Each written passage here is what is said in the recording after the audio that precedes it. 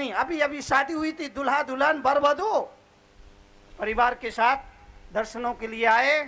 परिवार के लोगों ने कहा, मुनि जी ये गृहस्थी में प्रवेश कर रहे हैं, आप इनको ऐसा आशीर्वाद दीजिए इनकी गृहस्थी सुखी रहे। तब मैंने उस वर वधू से कहा, लंबे चौड़े वक्तव्य की जरूरत नहीं है, घंटा भर के प्रवचन की तुम्हें जरूरत नहीं है। अगर आप चाहते हो कि आपकी गृहस्थी सुखी रहे, तरुण सागर का एक ही वक्तव्य याद रखना, और वो वक्तव्य सिर्फ इतना है कि जहां तर्क है वहां नरक है, और जहां समर्पण है वहां स्वर्ग है। जिंदगी में इस फार्मूले को याद रखना कि जहां तर्क है वहां नरक है, और जहां समर्पण है वहां स्वर्ग है। पति पत्नी के बीच में जब तक एक दूसरे के प्रति समर्पण का भाव रहता है, जीवन में खुशियां रहती है। जब तक एक दूसरे के प्रति समर्पण की भावना रहती है, जीवन में खुशियां रहती है। जहां समर्पण और प्रेम होता है वहां खुशियां ही खुशियां होंगी। और जब समर्पण कम होने लगता है, कम होने लगता है, कम होने लगता है, कम होने लगता है, तो जिंदगी में टकराव शुरू होने लगता है। शादी के बाद 6 महीने तक पति बोलता है, पत्नी सुनती है, 6 महीने बाद पत्नी बोलती है, पति सुनता है, साल भर बाद दोनों बोलते हैं, पड़ोसी रामलाल सुनता है। समर्पण जहां रहेगा वहां सुख रहेगा। एक वक्त अब याद रखना, विनम्रता में जीने की आदत डालो, हाथ जोड़ करके जीने की आदत डालो। आज के आदमी ने हाथ जोड़कर जीने बंद कर दिया, हाथ बांध करके चलता है, हाथ बांध करके जीता है, हाथ बांध करके रखता है। विनम्रता का पहला लक्षण मंगलाचरण, हाथ जोड़िए। जब आप हाथ जोड़ते हैं तो कहने वालों ने कहा, 4 मिले 64 खिले, 4 मिले 64 खिले। 2 आंखें आपकी, 2 आंखें सामने वाले की, दोनों आंखों में प्रेम का भाव हो। 4 मिले 64 खिले, 64, 4 मिले 64 खिले, 20 खड़े कर जोड़। और प्रेम ऐसी चीज है, हर्ष रोम करो।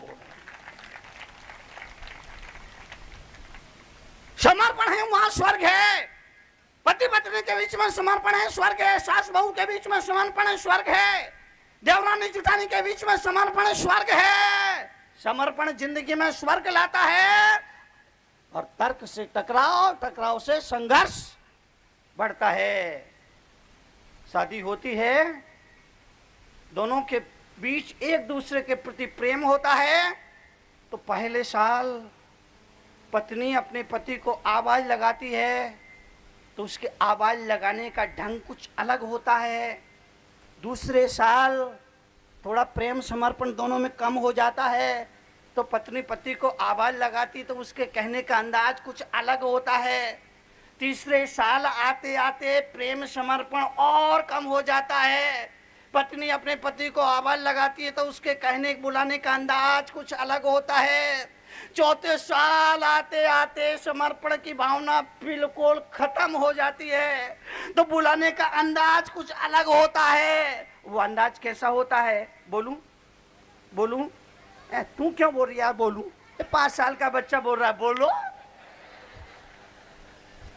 पहले साल पत्नी अपने पति को आवाज लगाती है तो बुलाती है, जानो। अब जिंदगी भर इतना ही प्रेम रहे तो मैं मानूं। पहले साल दोनों में समर्पण है, दोनों में समर्पण है, दोनों में एक दूसरे के प्रति आदर है, दोनों एक दूसरे की भावनाओं का आदर कर रहे हैं। इसलिए पहले साल पत्नी अपने पति को आवाज लगाती, कहती जानो। दूसरा साल शुरू होता है, पत्नी अपने पति को आवाज लगाती और कहती है, अरे कहाँ हो? अब जानू गया पानी भरने, जानू गया पानी भरने। तीसरी साल होते होते और कमर हो जाता है, आवाज लगाती हो, पप्पू के पापा सुनते नहीं। चौथा साल दे के दिया रे, कहां मर गए। रात सपने में बापू आए, बोले तरुण सागर ये क्या हो रहा है। मैंने कहा बापू पूरा देश रो रहा है। बोले ये देश क्यों रो रहा है। मैंने कहा बापू चादर है छोटी और पैर पसार के सो रहा है। रात सपने में बापू आए, बोले तरुण सागर क्या हो रहा है। आपसे निवेदन करना चाहता हूं, जीवन में एक सबक, हर सवाल का जवाब देना जरूरी नहीं। सामने वाला गुस्से में है, आप चुप रहिए। सामने वाला क्रोध में है, आप समझदारी का परिचय दीजिए। सामने वाला लाल पीला हो रहा है, आप शांत रहिए। सामने वाला आपे में नहीं है, आप अपना रिमोट अपने पास रखिए। टीवी देखते हो, टीवी देखते हो तो हाथों में क्या होता है। अब बेवकूफ बच्चे पैदा होना बंद हो गए। टीवी देखते हो तो रिमोट आपके हाथ में होता है। यही बात मैं आपसे निवेदन करना चाहता हूं, जिंदगी का रिमोट भी अपने हाथों में रखिए। हमारा रिमोट दूसरों के हाथों में है, इसलिए वो रुलाना चाहे हम रोने लगते हैं, वो हंसाना चाहे हम हंसने लगते हैं, वो क्रोध दिलाना चाहे हम क्रोधित हो जाते हैं, वो भगाना चाहता हम भागने लगते हैं। अपना रिमोट अपने पास रखिए, सामने वाला कुछ नहीं कर पाएगा। बाप और बेटा घोड़े पर चढ़े बाजार जा रहे थे। 2 फरलांग ही चले होंगे, कुछ लोग मिल गए और उन्होंने कहा देखो कैसे पाषाण हृदय बाप बेटे हैं, एक जान पर 2-2 लाशें लदी हुई है, इनके दिल में दया नाम की चीज नहीं है। मरियल सा घोड़ा और ये हट्टे कट्टे उस पर लदे हुए हैं। बाप ने कहा बेटा लोग कुछ कह रहे हैं, सुना तुमने। हाँ पिताजी मैंने सुना। तो ठीक है मैं उतर जाता हूं, तू बैठ। बाप उतर गया, बेटा घोड़े पर बैठ करके आगे चलने लगा। फिर कुछ लोग मिले, फिर कुछ लोग मिले और लोगों ने कहा कैसा कलयुग आ गया, बूढ़ा बाप तो पैदल चल रहा है और हट्टा कट्टा जवान घोड़े पर बैठा है। बेटे ने कहा पिताजी लोग कुछ कह रहे हैं, सुना आपने। सुना तो ऐसा करिए आप आ जाइए, मैं पैदल चलता हूं। बाप बैठ गया, बेटा पैदल पैदल चलने लगा। फिर कुछ लोग मिले, लोगों ने कहा कलयुग आ गया है, कलयुग आ गया है। अरे बुढ़ा तो बेटा है, आपके सुकुमार बच्चे को पैदल चल रहा है। लोगों ने कहा ये बुढ़े तुझे शर्म नहीं आती क्या। बाप ने बेटे से कहा बेटा सुना। हाँ पिताजी सुना। तो अब क्या करना का, अब मैं भी उतर जाता हूँ, दोनों पैदल चलते हैं। फिर कुछ लोग मिले, लोगों ने कहा ओ मूर्खों की पराकाष्ठा हो गई, घोड़ा साथ में है और पैदल। कहने वाले कहेंगे, कहने वाले कहेंगे, हर हाल कहेंगे, बेवजह कहेंगे, अकारण कहेंगे। आप सीधे सरल सपाट रास्ते पर चलोगे तब भी कहेंगे। इसलिए सुनने की आदत डालो, सुनने की आदत डालो, सुनने की आदत डालो, सुनने की आदत डालो। और आजकल सुनने के लिए कोई तैयार नहीं, परिवार में सुनने के लिए कोई तैयार नहीं, सुनाने के लिए सब तैयार हैं, सुनने के लिए कोई तैयार नहीं, सुनाने के लिए सब तैयार है। मैं आपसे निवेदन करूंगा जीवन के लिए, जीवन के परिवर्तन के लिए हम अपने जीवन को घर से सुधारें, अपने आप से सुधारें, सामने वाले से सुधार की उम्मीद नहीं रखें। हम अपने मालिक हैं, हमारी अपने पर मालकियत है। हम कभी भी कहीं भी अपने आप को बदल सकते हैं। सामने वाले को हम नहीं बदल सकते हैं, पर अपने को बदल सकते हैं। स्वभाव को बदल, स्थान को नहीं बदलना है, स्वभाव को बदलना है। स्कूल को नहीं बदलना है, क्लास बदलना है। घर को नहीं बदलना है, पर आप बाजार को नहीं बदलना है, गांव को नहीं बदलना है, स्वभाव को बदलना है। और आजकल तो जमाना है ना, क्या बोलते हैं ये महिलाएं, वो क्या करती है, ऊपर से नीचे तक एक जैसी, क्या बोलते हैं इसको, मैचिंग।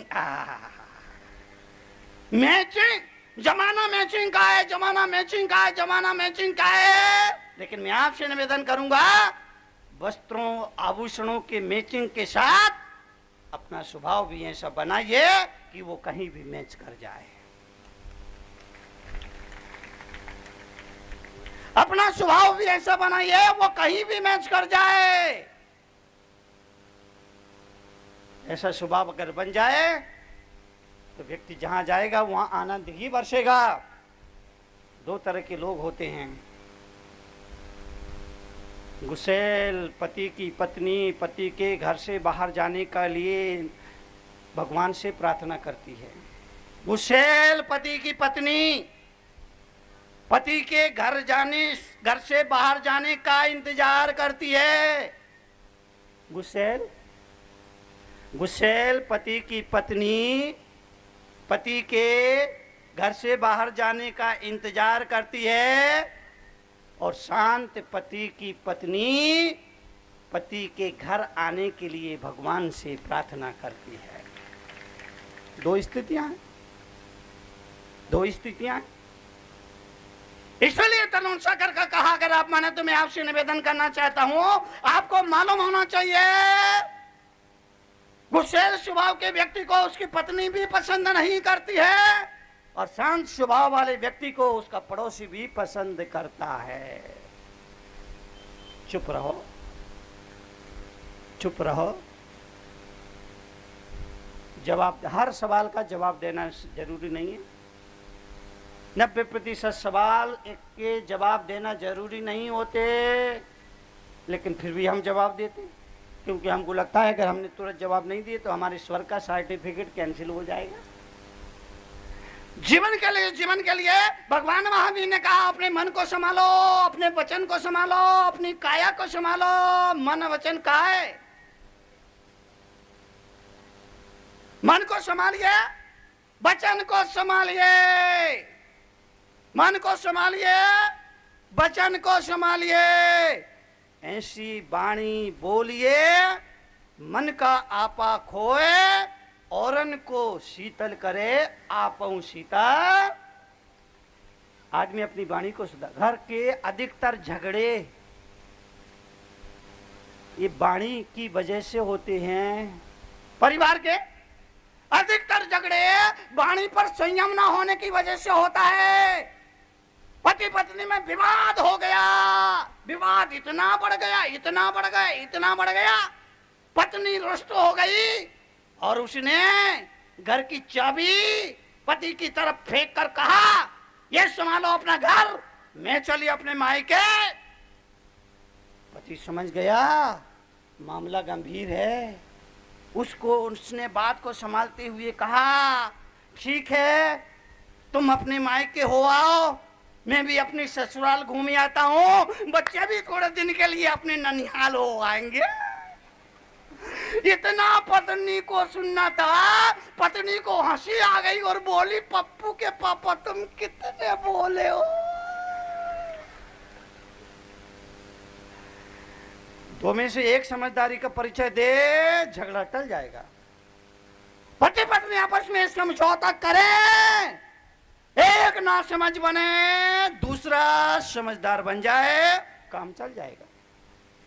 सास बहू आपस में समझौता करे, एक ना समझ बने, दूसरा समझ जाए बन जाए, काम चल जाएगा। दोनों ही ना समझ बने तो, दोनों ही ना समझ बने तो, दोनों ही ना समझ बने तो, दोनों ही ना समझ बने तो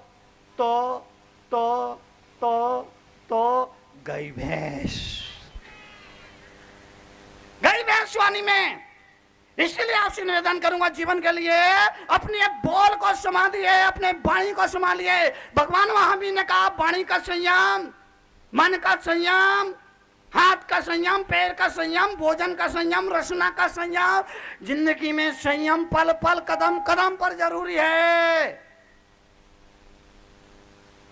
पत्नी ने भोजन बनाया, भोजन में मिर्ची जरा ज्यादा हो गई।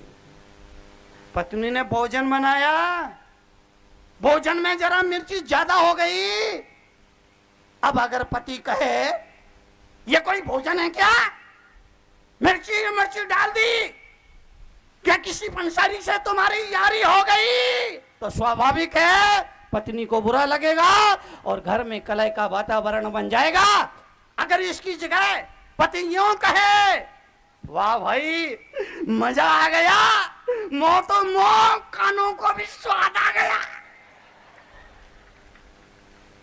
वाह भाई मजा आ गया, क्या चटपटा भोजन बना है, कानों को तो मोह, कानों को भी स्वाद। इतना कहने से पत्नी समझ जाएगी। इतना बात एक ही है, बात एक ही है, पर कहने का ढंग अलग अलग है। आपके घर मेहमान आया और आप उसे बोलिए आइए आप भी भोजन कर लीजिए, मेहमान आएगा प्रेम से भोजन करेगा। और अगर इसकी जगह ये कहो आओ तुम भी ठूस लो, क्या होगा पंडित जी, ठूसेगा तो नहीं ठूसा। मेहमान आया, अगर आप उससे बोलिए आइए आप भी भोजन कर लीजिए, प्रेम से भोजन करेगा। और इसकी जगह अगर यूं कहा जाए आओ तुम भी, कहने का ढंग अलग अलग होता है। दुनिया नक्की बदलेगी, हमें अपने जीने का ढंग बदलना है, हमें अपने रहने का ढंग बदलना है, हमें अपने कहने का ढंग बदलना है। दुनिया नहीं बदलेगी, दुनिया तो जैसी है वैसी। महावीर के समय भी ऐसी थी, बुद्ध के समय भी ऐसी ही थी, राम के समय भी ऐसी ही थी, श्री कृष्ण के समय भी ऐसी ही थी। दुनिया जो है वो है, पर दुनिया वाले अपने को बदले तो ये दुनिया किसी स्वर्ग से कम नहीं है। मरने के बाद स्वर्ग जाने की वजह हम इसी जीवन को, इसी धरती को स्वर्ग बनाने की कोशिश करें तो हमारे जीवन सफल